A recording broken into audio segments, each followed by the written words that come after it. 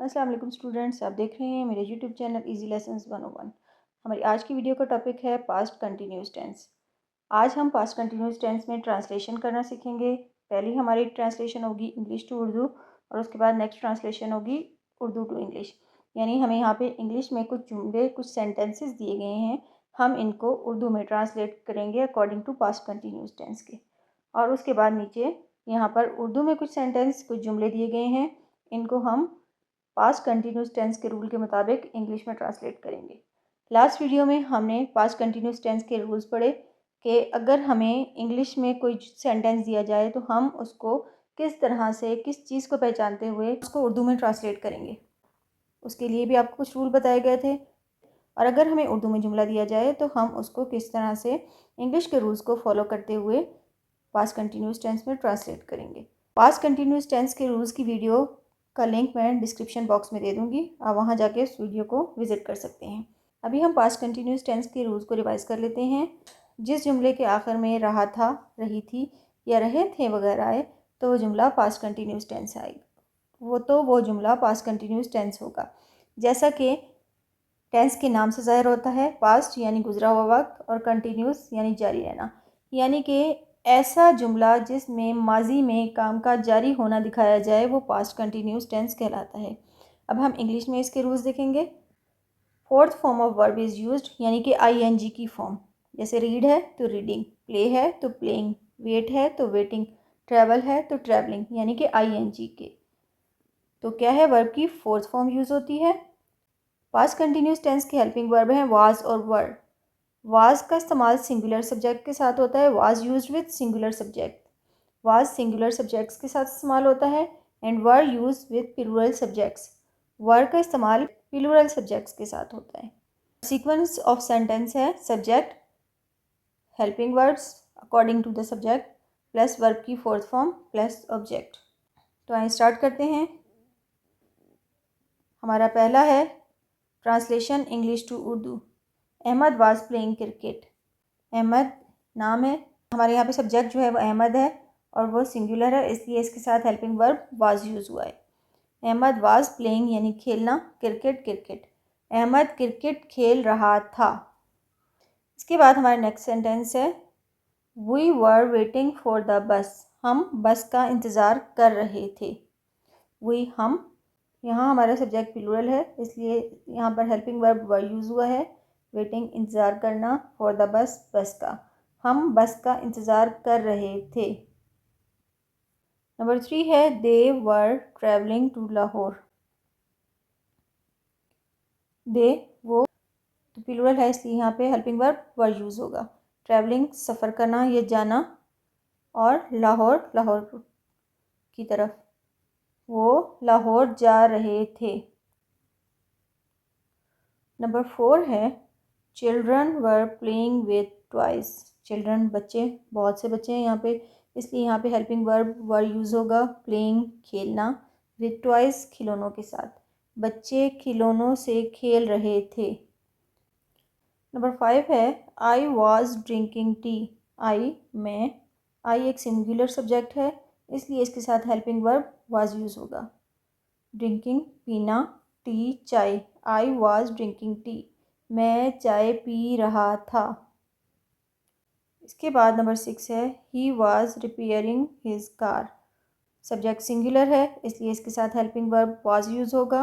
Repairing मरम्मत करना, his car अपनी कार, वो अपनी कार की मरम्मत कर रहा था। कार की जगह आप गाड़ी भी लिख सकते हैं, वो भी ठीक रहेगा। नंबर 7 है I was walking in the park. I मैं सिंगुलर सब्जेक्ट है इसलिए हेल्पिंग वर्ब वाज यूज़ होगा। वॉकिंग चहलकदमी करना या वॉक करना, इन द पार्क पार्क में, मैं पार्क में वॉक कर रहा था या मैं पार्क में चहलकदमी कर रहा था।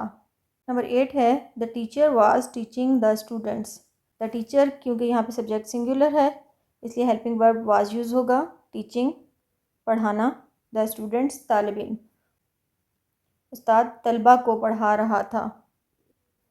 ये हमारी translation English to Urdu complete हुई।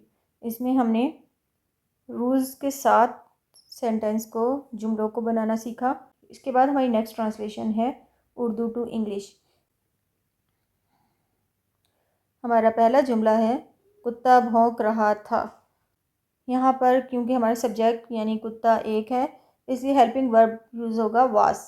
भौंक रहा था यानी बार्किंग, डॉग वाज बार्किंग। इसके बाद हमारा दूसरा जुमला है लड़कियाँ कुरान पाक की तिलावत कर रही थीं। लड़कियाँ यानी गर्ल्स, यहाँ पर हमारा सब्जेक्ट प्लूरल हो गया, एक से ज़्यादा हो गया, जमा हो गया, इसलिए प्लूरल सब्जेक्ट्स के साथ हमारा जो हेल्पिंग वर्ब है वो वर यूज़ होता है। गर्ल्स वर कुरान पाक होली कुरान, तिलावत करना reciting, girls were reciting the Holi Quran. तीसरा जुमला है दूध वाला दूध बेच रहा था। दूध वाला यानी मिल्कमैन, यहाँ पे भी सब्जेक्ट सिंगुलर है, इसलिए हेल्पिंग वर्ब वाज यूज़ होगा। मिल्कमैन वाज, बेचना वर्ब हमारा है बेचना, यानी काम क्या कर रहा है, बेच रहा है, यानी सेलिंग। और क्या बेच रहा था, दूध, मिल्क।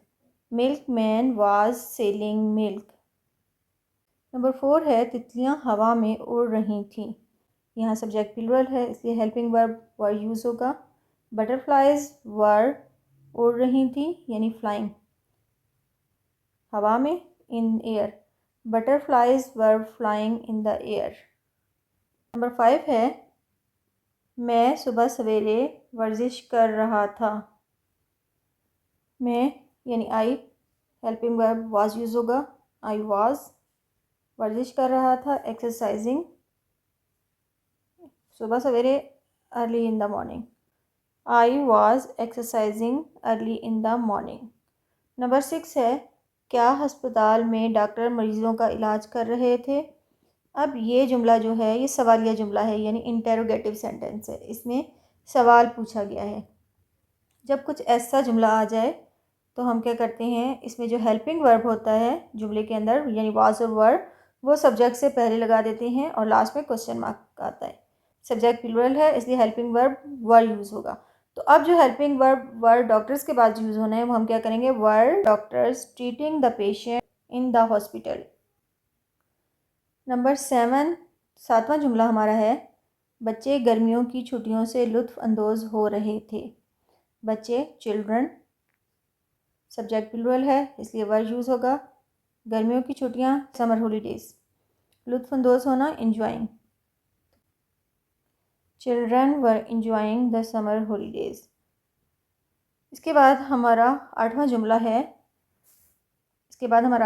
है मेरी छोटी बहन बिल्ली के साथ खेल रही थी। मेरी छोटी बहन माई लिटिल सिस्टर, सिंगुलर है सब्जेक्ट, इसलिए वाज यूज़ होगा। बिल्ली कैट खेल रही थी, playing, my little sister was playing with the cat. इसके बाद हमारा 9वां जुमला है सुफियान गिटार बजा रहा था। सुफियान नाम है और क्योंकि सिंगुलर है इसलिए हेल्पिंग वर्ब वाज यूज़ होगा। सुफियान वाज बजा रहा था, प्लेइंग, और guitar, Sufiyan was playing the guitar. के बाद हमारा 10वां जुमला है मैं अपने मोटरसाइकिल की मरम्मत कर रहा था। मैं आई, सिंगुलर सब्जेक्ट है, हेल्पिंग वर्ब वाज यूज़ होगा। मरम्मत कर रहा था, रिपेयरिंग, और मोटरसाइकिल, आप मोटरसाइकिल को मोटरसाइकिल भी लिख सकते हो और बाइक भी लिख सकते हो। I was repairing my motorcycle. आज की वीडियो में हमने पास्ट कंटिन्यूस टेंस की ट्रांसलेशन इंग्लिश टू उर्दू और उर्दू टू इंग्लिश बनाना सीखी। उम्मीद है कि आपको अच्छी तरह समझ आ गया होगा।